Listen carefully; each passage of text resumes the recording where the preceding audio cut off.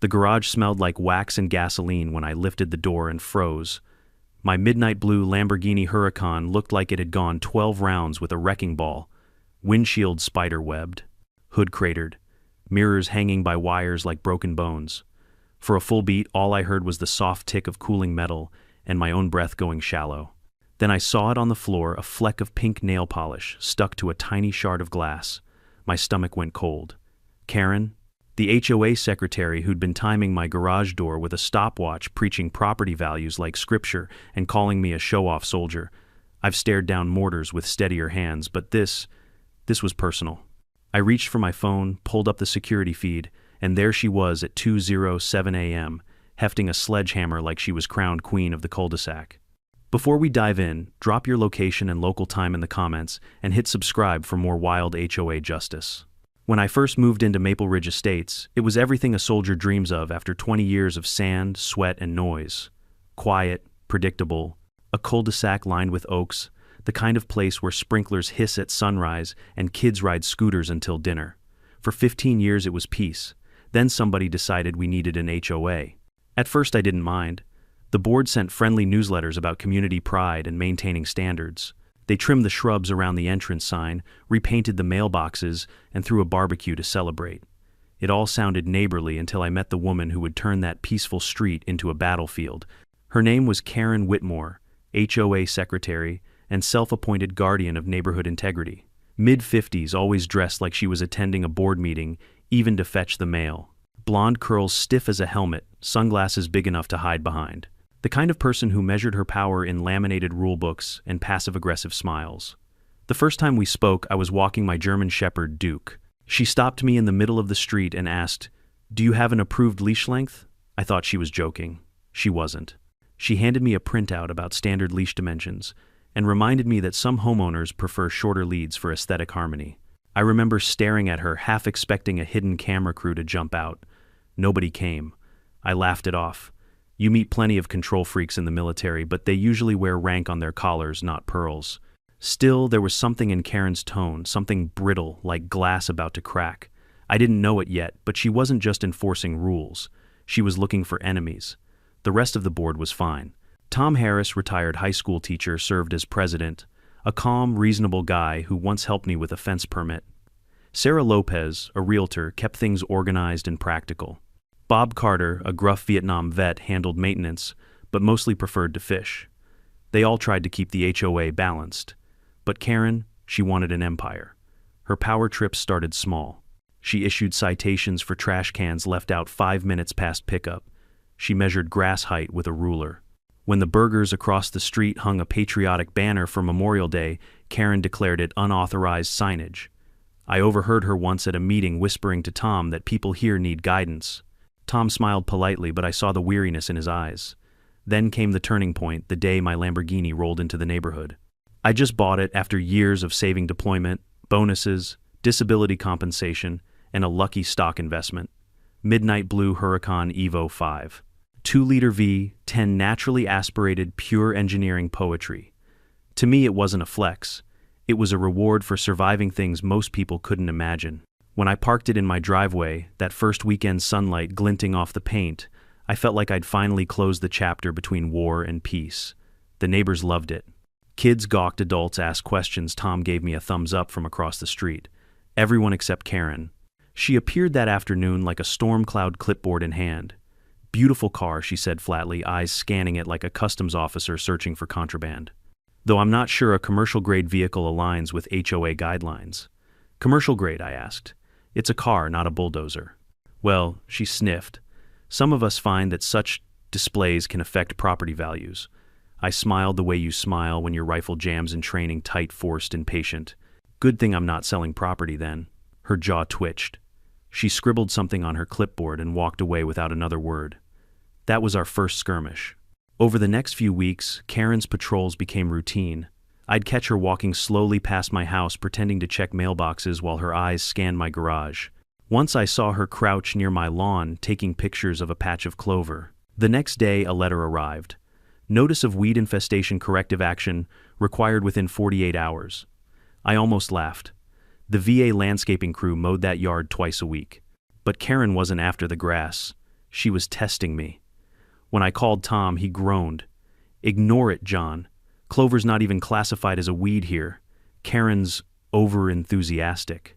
"Over-enthusiastic," I repeated. "That's one word for it." "Look," he said, lowering his voice.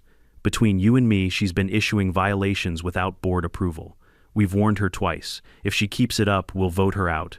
I appreciated his calm, but I knew bullies like Karen. Warnings don't stop them. Consequences do. By early summer, her obsession escalated. She called the police on the Burger Kids for riding their bikes too loudly. She argued with Bob about the unauthorized color of his garden hose. When the Johnsons installed solar panels, she claimed they violated the neighborhood aesthetic. Every week brought new drama, and every meeting ended with her lecturing about standards and order. The board tolerated her because paperwork scared them more than confrontation. I, on the other hand, wasn't scared of confrontation. One Saturday, I was in my garage detailing the Lambo. The door was open, music playing low, Duke lying nearby.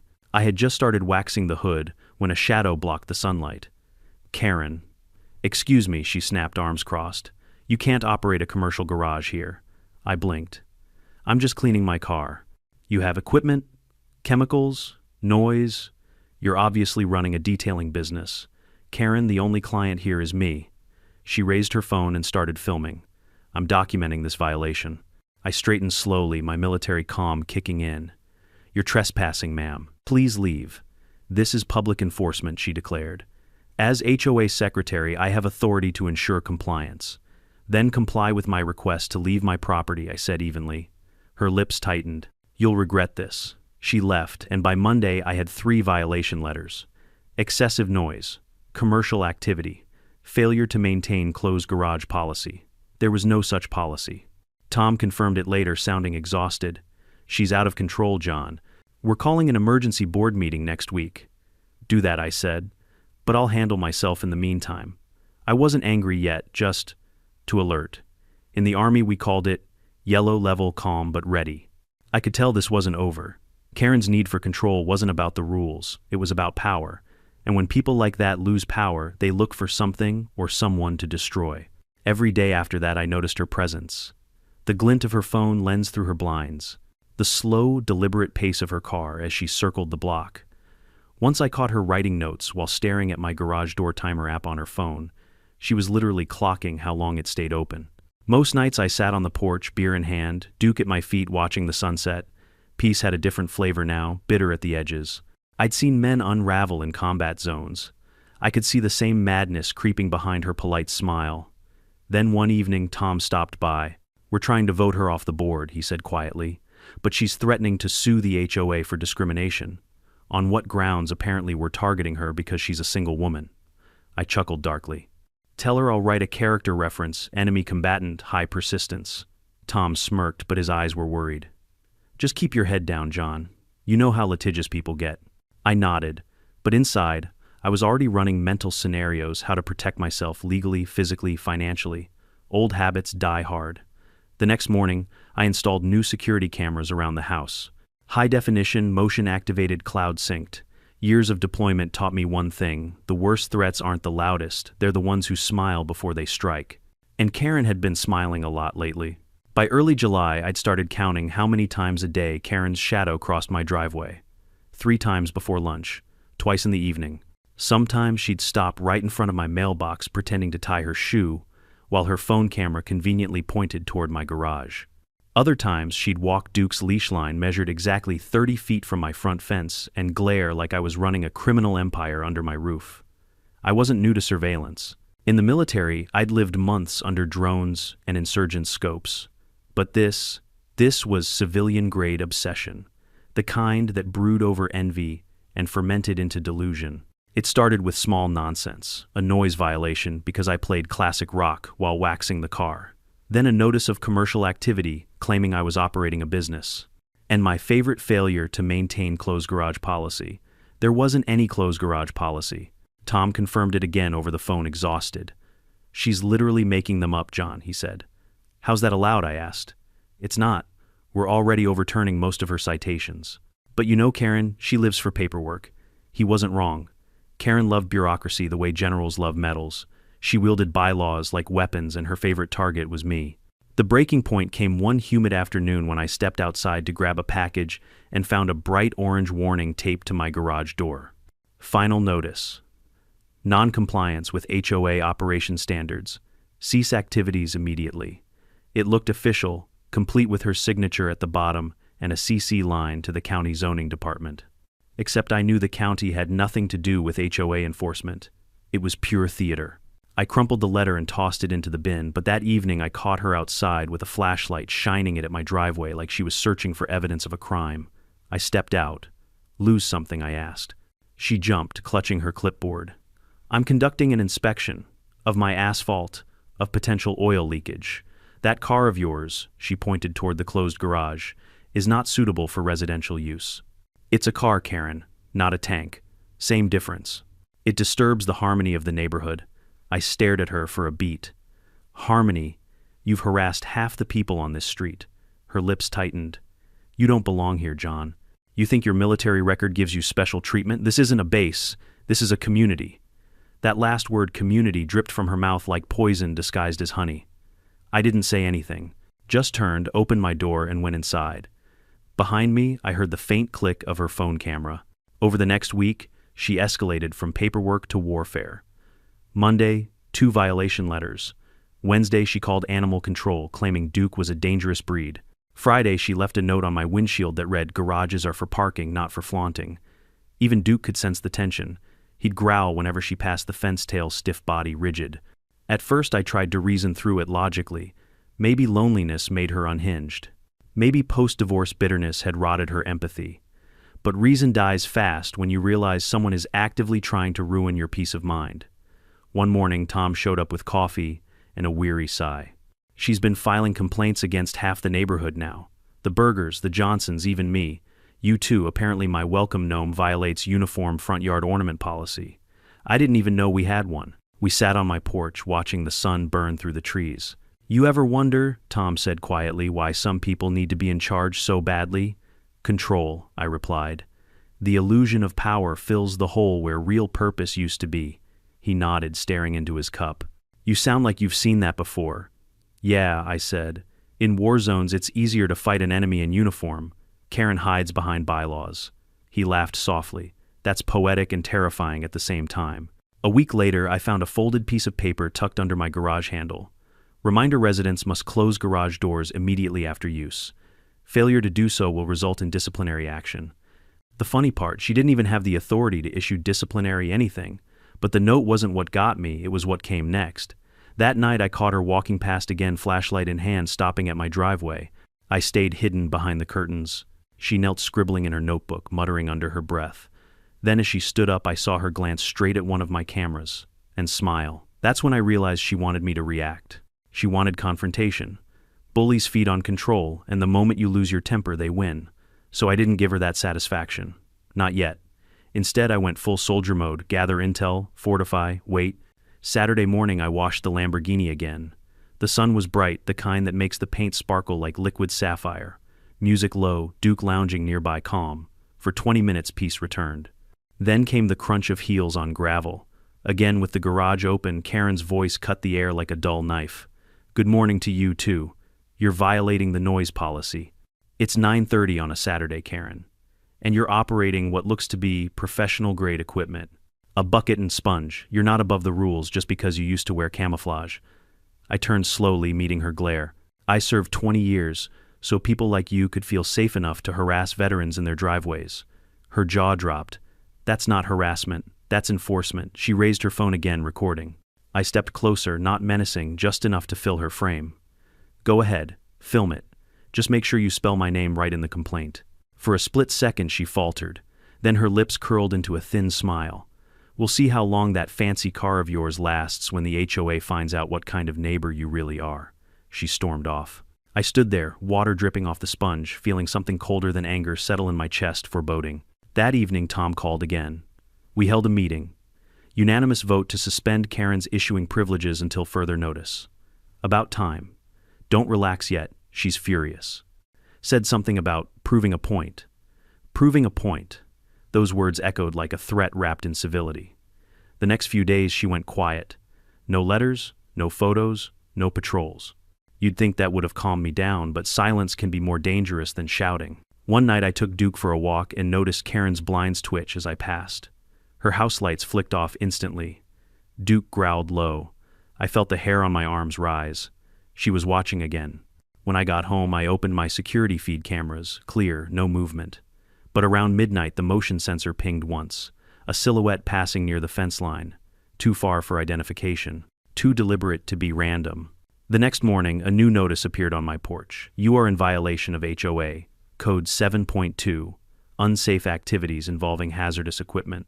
Under details, she'd written, vehicle polishing chemicals pose fire risk. Please remove. I laughed out loud, tore it in half, and tossed it in the trash. That night, I installed more cameras infrared this time. One on the driveway, one in the garage, one pointed directly at her house. Call it paranoia if you want. But combat taught me this: when someone declares war, you prepare your defenses before dawn. Karen had declared hers in paperwork and whispers. She just hadn't realized I'd spent half my life learning how to deal with hostile territory. What she didn't know, what none of them knew, was that I wasn't the kind of man who waited for backup. The next move would be hers, and when it came, I'd be ready. I used to think silence meant peace, but in a war zone or in a neighborhood run by a woman like Karen, silence is just the space between attacks. For 2 straight weeks, she didn't show her face. No notes, no letters, no courtesy warnings tucked under my windshield wipers. The neighborhood went eerily calm. Even Duke stopped growling at the window. You'd think that would have made me relax. It didn't. It made me sharpen my awareness. The first sign came one morning when I stopped by the cafe near the highway. The barista, who lived 2 streets down, leaned in and said, "Hey John, you okay? I heard you're being investigated by the HOA." Investigated? I frowned. For what? She lowered her voice. Karen's been saying you're running an unlicensed business. Some kind of car repair side hustle. She told people she saw strangers visiting your house late at night. I laughed bitterly. Yeah, the strangers are the VA physical therapists. I'm rehabbing my knee, not changing oil for clients? She winced. She's spreading it everywhere, man. Facebook group, Nextdoor app, you name it. I thanked her and walked out, but my stomach twisted. Karen wasn't just harassing me anymore, she was shaping the narrative. She wanted to make me look guilty before anyone even questioned her sanity. When I got home, I found Tom waiting on my porch. His face looked 10 years older than it had a month ago. We had another meeting, he said, rubbing his temples. Let me guess, Karen, she's accusing you of endangering the community. Claims your car's chemicals could cause an explosion. So now I'm a terrorist. She didn't use that word, but she hinted. I stared at him, unblinking. You going to let her keep doing this? He sighed. We're trying, John. The rest of us can't vote her out without a special session. And legally, she's still part of the board. We're stuck with her for now. Then I'll handle her myself, I muttered. He frowned. Don't. She wants that. She's the kind who plays victim the moment someone pushes back. I nodded, but inside I was done playing defense. That night I walked the property line with a flashlight checking locks and camera feeds. My instincts had kicked back to combat mode, the old cold clarity that kept me alive overseas. Every creak in the wood, every flicker of light, every rustle in the grass felt like an ambush waiting to happen. The paranoia wasn't unfounded. 2 days later I caught Karen inside my driveway again. It was early morning. I'd just let Duke out when I heard the gate click. Through the security cam feed on my phone there, she was kneeling by my mailbox with a tape measure. I stepped outside. You lost Karen. She jumped. I'm measuring easement distance. There have been reports of property line encroachment. From who? Anonymous sources. Anonymous meaning you. She ignored me and kept measuring. Get off my property, I said evenly. I'm within HOA jurisdiction. Last warning, Karen. She stood chin tilted, like a general facing an inferior. You think your soldier act intimidates me. This isn't a war zone, John. You can't bark orders here. Then stop acting like a dictator. She pointed her finger, trembling with rage.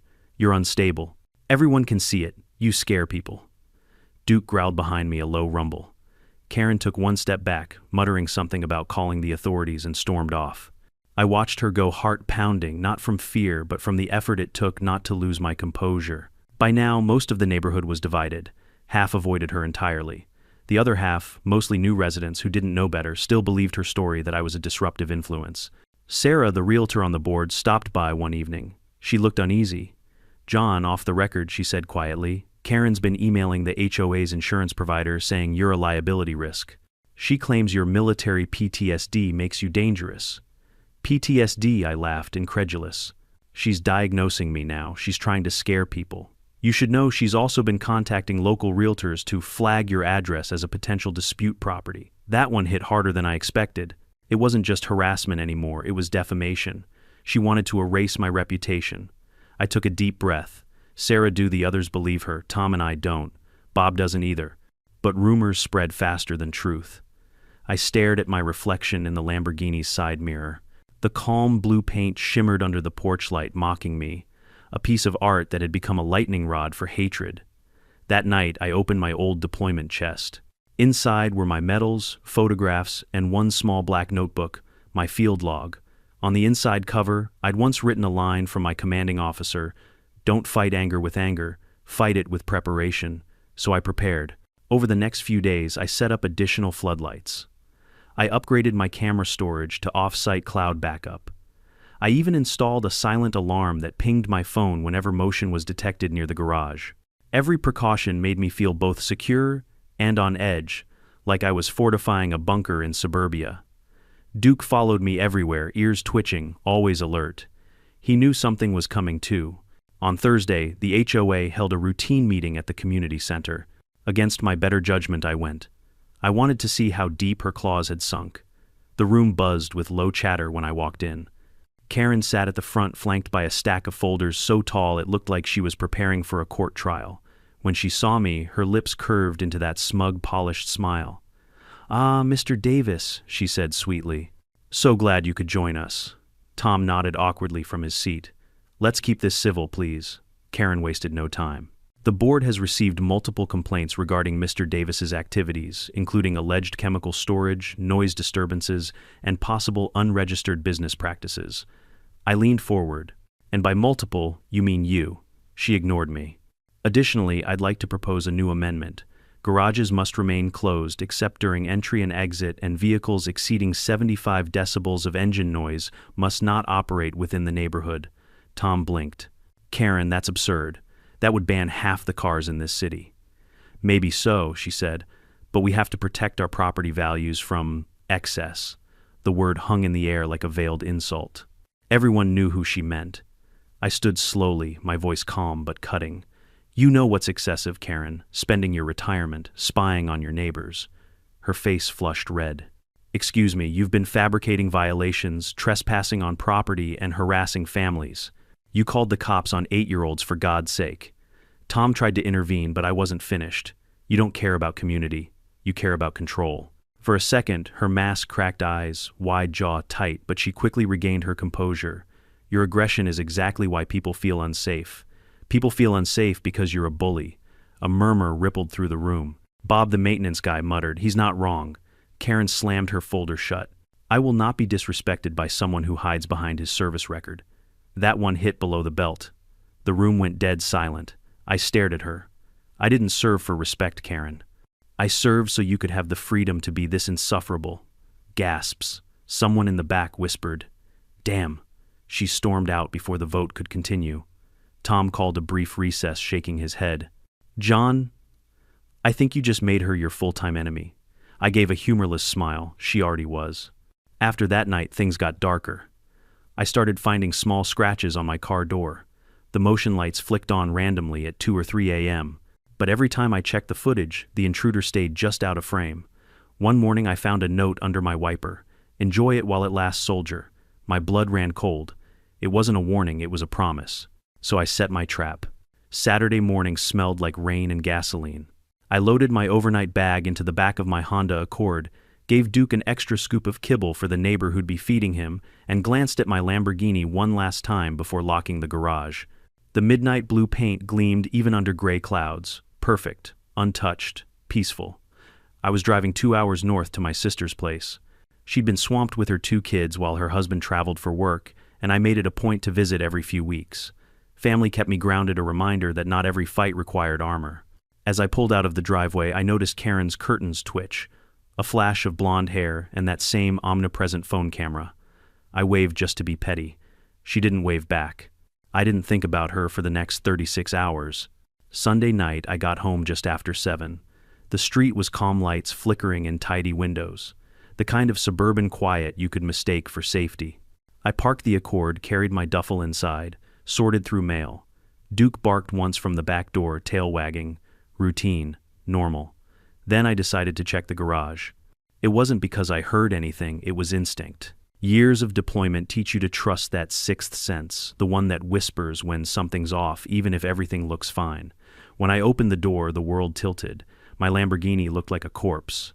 The windshield was spiderwebbed in 1,000 shards, the hood cratered with deep dents. Both side mirrors hung by their wires, the front bumper torn off completely. The passenger door gaped half open, twisted at an angle that no mechanic could forgive. Even the emblem, my golden bull, had been ripped clean from the grille. For a long still second I couldn't move, couldn't breathe. Then the smell hit me, oil coolant and burnt rubber. I stepped closer, hands trembling, scanning every inch like I was looking at a fallen soldier. The tires were slashed, the body panels were punched in, not scratched. It wasn't a keying or random vandalism. It was rage. Controlled, deliberate, personal. $80,000 in damage minimum. Probably more. And then I saw it.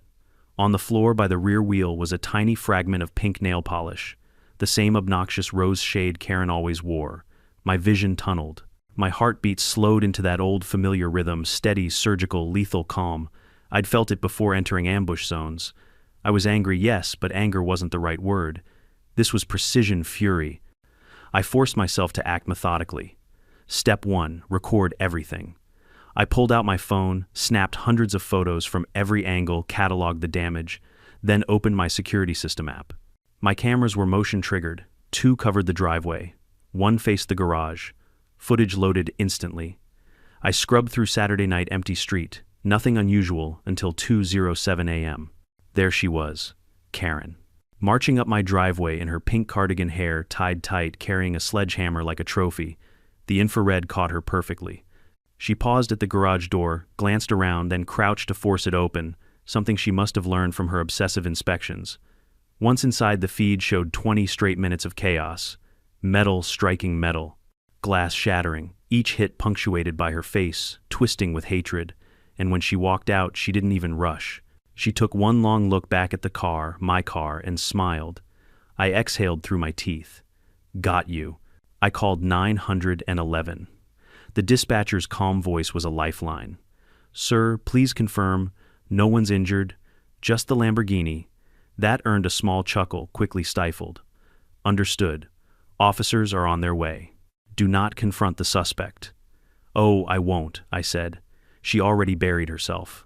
While waiting, I called my insurance provider, USAA, a godsend for veterans. They assured me an adjuster would arrive first thing Monday morning. We've handled worse, the agent said. Just make sure you get that police report number for the claim. When the patrol car pulled up 20 minutes later, red and blue lights flickering against the ruined metal, the scene looked surreal. Officer Willow stepped out, a tall, calm man in his 30s, the kind of cop who doesn't talk much but notices everything. He circled the car once, let out a low whistle. You're sure this wasn't a break-in attempt? Nothing else was touched, I said. Tools, bikes, everything else is still here. He crouched by the tire marks. This is personal.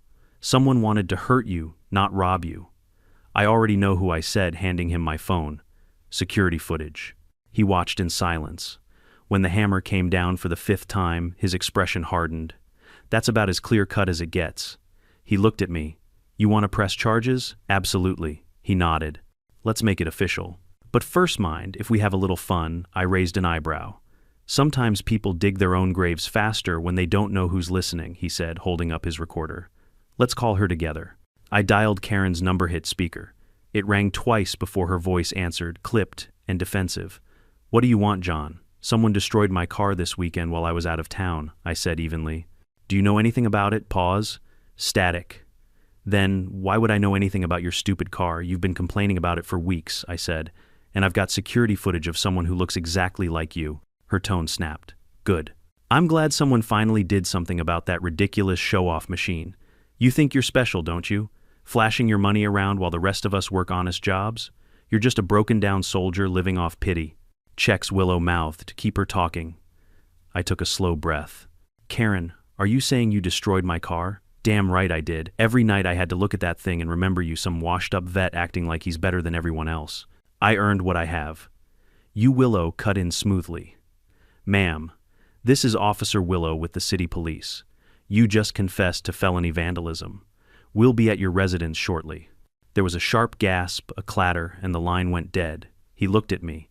"You mind if we stop by together? Lead the way." 20 minutes later, the cul-de-sac glowed red and blue again. Karen was standing on her porch, pale and trembling, phone in one hand, sledgehammer leaning against the railing like a bad prop. When the officers cuffed her, she screamed about injustice, about veterans being violent freeloaders, about how it's not fair that he gets a luxury car while I work a real job. I just stood there, arms crossed, watching her melt down. Neighbors peeked from behind curtains. Tom came out, his face grave. Sarah whispered, "Oh my God." Karen caught sight of me and shrieked, "You ruined my life." I didn't answer. I didn't need to. As the patrol car pulled away, her voice echoed down the street. "This isn't over." Willow turned to me. "She's not getting out of this one. Felony property damage, open and shut case. Sleep easy tonight." I tried. I really did. But sleep didn't come. Because deep down I knew she wasn't done. The next morning the adjuster arrived, a young guy in a suit who looked like he'd stepped out of a car commercial. His jaw practically dropped when he saw the damage. "Wow, this is targeted," he said softly. "You sure you don't live next to an ex-wife?" "Worse," I muttered. "An HOA Karen." He laughed nervously, then got to work photographing every dent. "We'll handle everything, sir. Your policy covers full repair. 6 to 8 weeks tops." "Good," I said, but my mind wasn't on the car anymore. It was on Karen's last words. This isn't over. I'd faced enemies who meant that before, and they never said it unless they had something left to lose. The neighborhood was quiet that evening, too quiet. Curtains stayed closed. People avoided eye contact. For once, I wasn't the spectacle. She was. But something told me her humiliation wouldn't end with handcuffs. And I was right. Because less than 48 hours later, Karen would come back with the same sledgehammer, and this time she wouldn't aim for the car. By Monday morning, the neighborhood buzzed like a hornet's nest. Word spread fast when someone in a quiet HOA gets arrested for felony vandalism, especially when the victim owns a $300,000 Lamborghini. Some neighbors stopped by pretending to check in, but their eyes lingered on the garage like they were visiting a crime scene.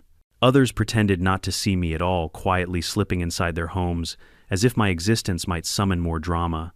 I didn't mind the gossip. I'd learned long ago that silence makes people talk louder.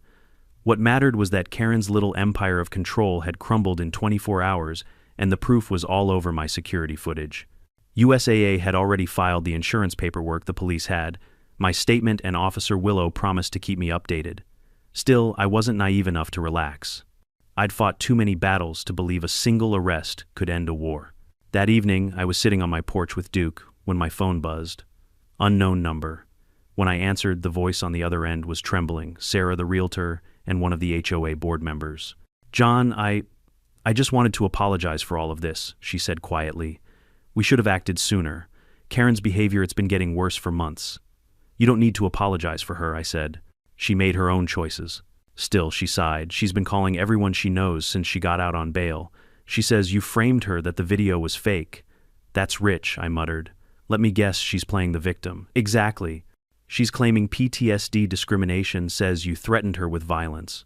She even filed a complaint with the county mediation office." I almost laughed. "She smashed my car with a sledgehammer. What's she going to argue?" "Temporary blindness from jealousy." Sarah chuckled softly, but then lowered her voice. "Be careful, John. You humiliated her. That kind of person doesn't forgive, they retaliate." I looked out across the street. Karen's house sat dark and still, curtains, drawn, driveway empty. But I knew she was inside stewing. "I'm always careful," I said, hanging up. Tuesday morning I got a call from Officer Willow. "Morning, John. Just letting you know, Karen's lawyer's already pushing for a plea deal. She's panicking. Her sister bailed her out yesterday." "Let me guess. She's not taking responsibility." "Not yet, but we recorded her full confession on your call." "That's ironclad." He hesitated before continuing. "She's also been ranting about how unfair everything is. Keep saying you ruined her life." "I didn't ruin anything," I said. She swung the hammer. I just hit record. "Yeah," he said, "but don't underestimate desperation. People like her double down when they're cornered. Keep those cameras rolling." I already planned to. For a brief moment, the week felt normal again. My garage was taped off for inspection. The insurance adjuster came back for follow-up photos, and Tom from the HOA dropped by with a formal letter of apology signed by the entire board. We're removing Karen from her position, Tom said, looking tired but relieved. We've had enough of her tyranny.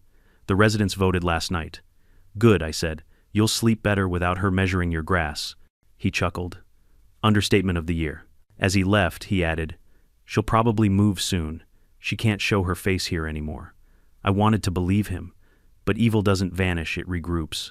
That night I sat in my living room reviewing footage from my cameras. I noticed something strange at exactly 6:42 p.m. The motion sensor at the side gate triggered, but the camera showed nothing, just a brief flicker, then static. A second later it resumed like nothing happened. Power surge, maybe. Or maybe someone testing blind spots. I marked the timestamp and moved one of the cameras closer to the garage door, angling it toward the street. Then I called it a night, leaving Duke inside the house this time instead of the backyard.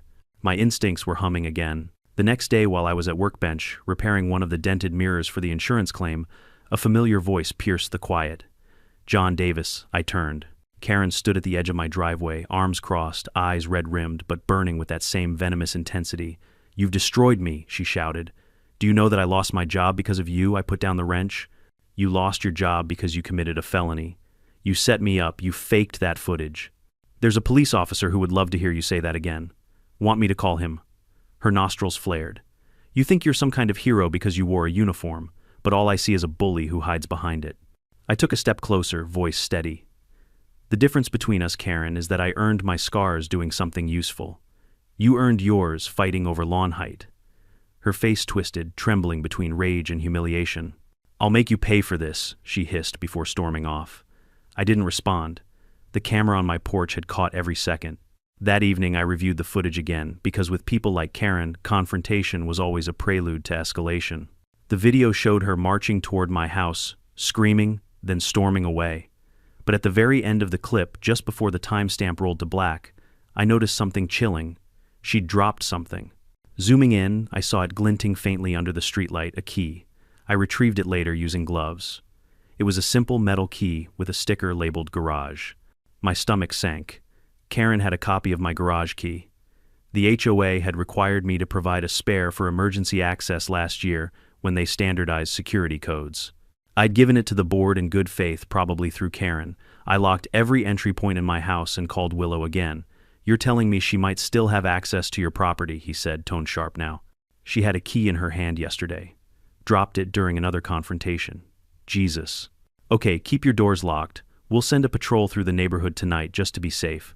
I thanked him, but I already knew the truth. A patrol car might deter criminals, but it wouldn't stop someone fueled by obsession.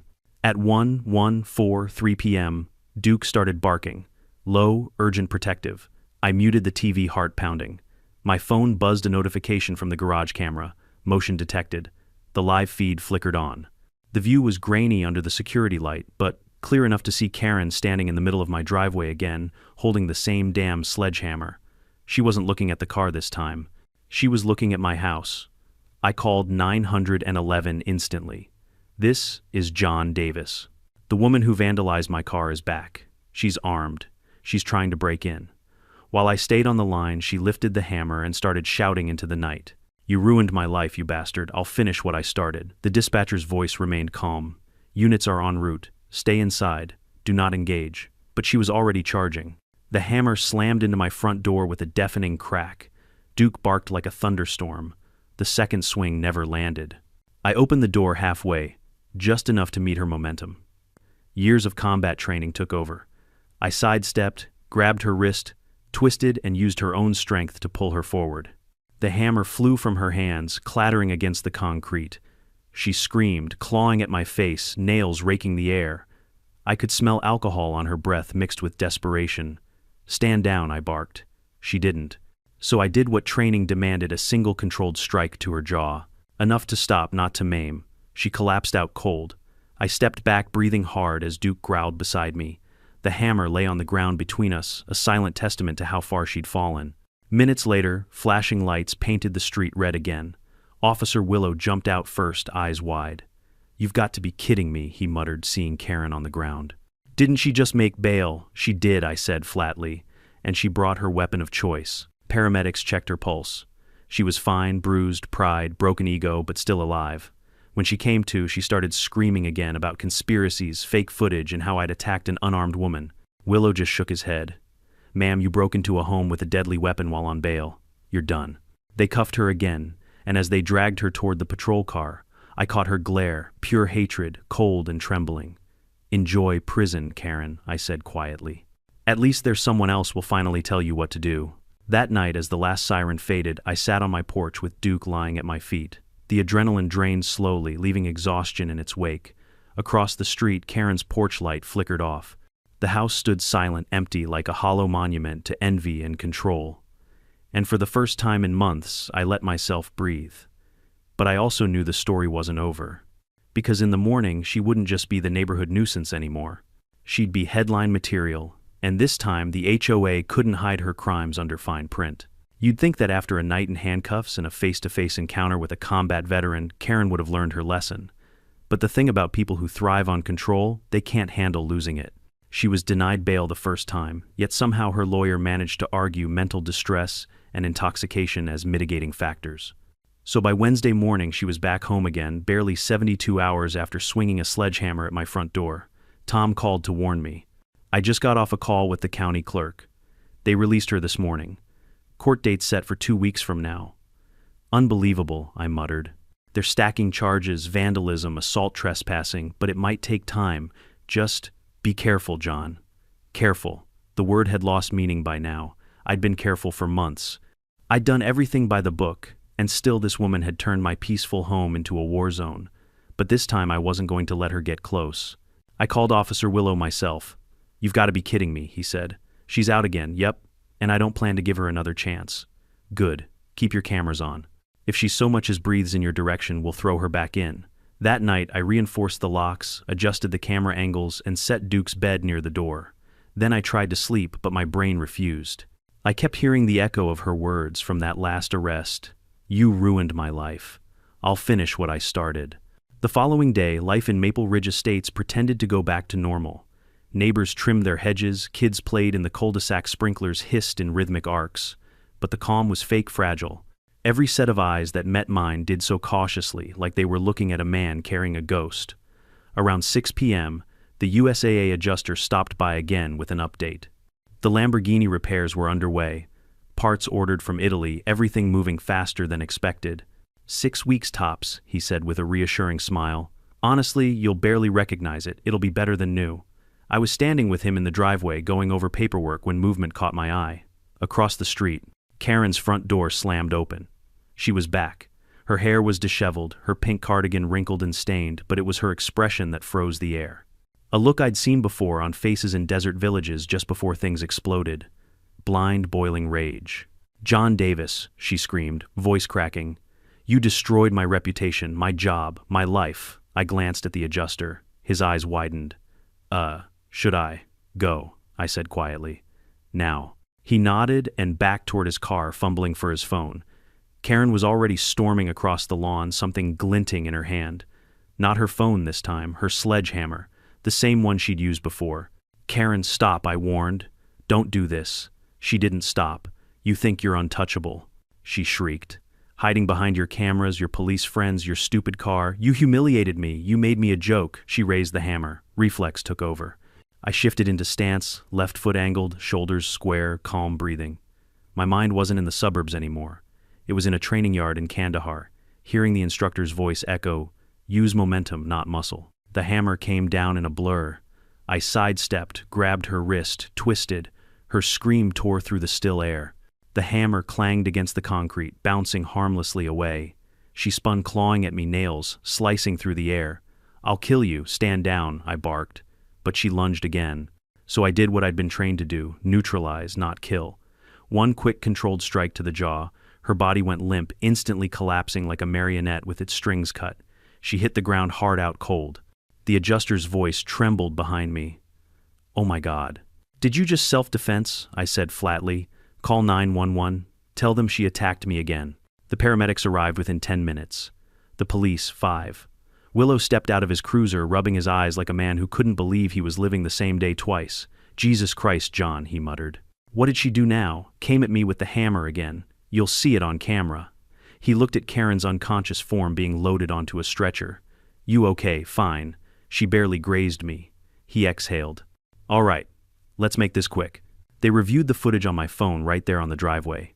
Everything was clear as daylight, her charging the weapon, the strike, the fall. When Karen regained consciousness, she started wailing. He hit me, he assaulted me, Willow cut her off. You broke into his property, attacked him with a deadly weapon while on bail for a felony.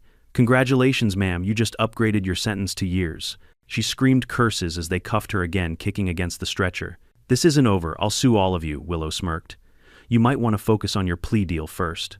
The paramedics shut the doors, the sirens wailed, and she was gone. After they left, the adjuster lingered beside me, still pale. That was, wow, she's lucky you didn't kill her. Yeah, I said quietly, staring at the dent her hammer had left in the concrete. She's lucky. He hesitated, then added, I've seen a lot of insurance claims, man, but this one's different. People usually wreck their own cars, not get attacked for owning one. I managed a tired smile. Welcome to HOA country. He chuckled weakly, then excused himself. When the street finally emptied, the silence felt heavier than usual. Not peaceful, just hollow. By midnight, the adrenaline was gone, replaced by something colder, an ache that reached down to the bones.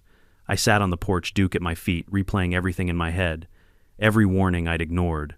Every red flag that I'd brushed off as annoying but harmless. Every smug smile she'd worn while pretending to enforce her imaginary rules. I wasn't angry anymore, just tired. Across the street, Karen's house glowed under the streetlight windows, dark lawn empty. The home of a ghost. Tom arrived the next morning, eyes wide when he saw the police tape. Again, he ran a hand through his thinning hair. I swear she's going to make this HOA famous for all the wrong reasons. Already did, I said. He handed me a paper, an official notice from the board. We voted last night to remove her permanently, effective immediately. You'll get an apology letter from the HOA president today. Make it handwritten, I said dryly. I want to frame it next to my car repairs. Tom actually laughed. You've earned that. Later that afternoon, Officer Willow stopped by one last time. Judge denied bail this time, he said. Her lawyer didn't even fight it. Between the confession, the footage, and now an assault charge, she's looking at 3 to 5 years minimum. Justice finally catches up, I murmured. It usually does. Eventually, he gave me a faint smile. You handled yourself well, John. A lot of people in your position would have lost it months ago. Discipline, I said simply. Learned it the hard way. He nodded. You know, the DA said something interesting. Turns out Karen used to brag about wanting a luxury car just like yours. Said she'd buy one as soon as the HOA paid her what she deserved. Guess jealousy was the real motive all along. I looked toward her house. Jealousy destroys faster than any hammer. True, he said. But you rebuild stronger. When he left, I stood in the driveway, the smell of summer grass mixing with faint traces of motor oil.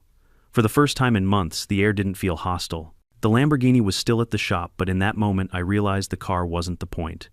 The real damage hadn't been to metal or glass, it was what she'd tried to break inside me.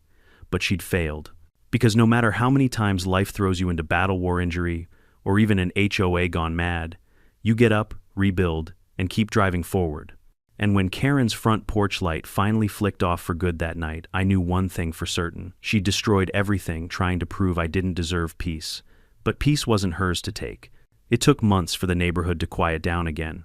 The kind of quiet that doesn't just come from lack of noise, but from the absence of tension, from relief, from knowing that the storm had finally passed.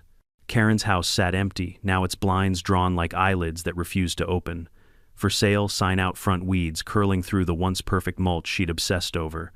No one touched it, no one dared. Her name had become a curse whispered over backyard fences. Did you hear what happened to Karen? A story traded like a ghost tale at block parties.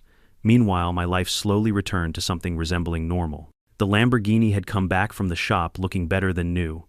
USAA had pulled strings, flown parts in from Europe, and when I saw that midnight blue paint gleaming again, I felt something I hadn't in months. Closure. I remember running my hand over the hood, the polished metal cold beneath my palm. Welcome home, buddy, I whispered.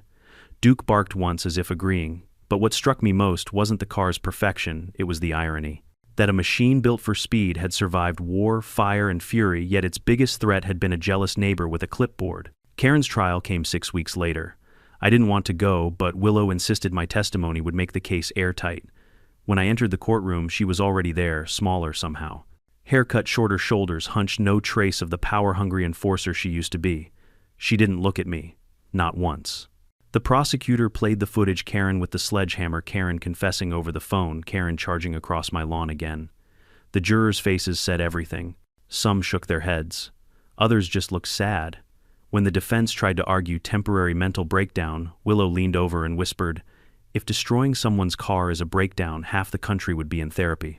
Karen's lawyer begged for leniency, painting her as a lonely woman whose emotional instability manifested in misguided frustration. But no amount of pity could erase the facts. The judge denied bail, revoked probation, and handed down the sentence 5 years in state prison with mandatory psychiatric evaluation. Karen broke down sobbing.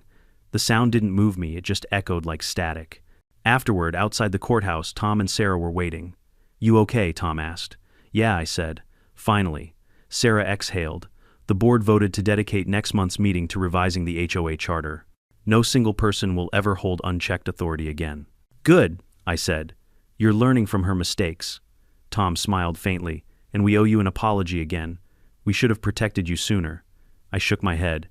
"You can't protect people from envy, Tom. You can only make sure it doesn't get a position of power." Life after Karen was strangely boring. And boring for once felt wonderful.